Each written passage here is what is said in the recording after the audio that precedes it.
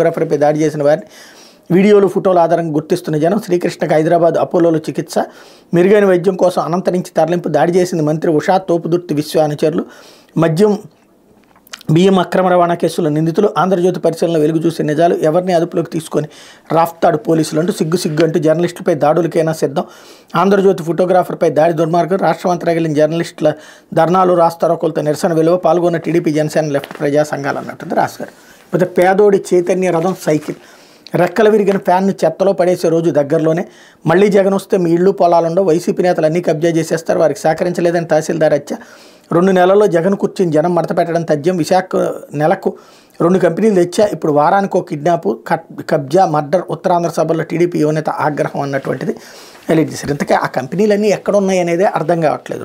వారానికి 15 రోజులకు ఒక కంపెనీ తీసుకొస్తే ఆ కంపెనీలు ఎక్కడ ఉన్నాయని, లేదా ఏమైనా ఎక్కడికైనా వెళ్ళిపోయినాయా, ఇది ఒక విచిత్రం. లేకపోతే మీ చదువులు మాకొద్దు అంటూ తెలంగాణలో ఏపీ విద్యార్థులు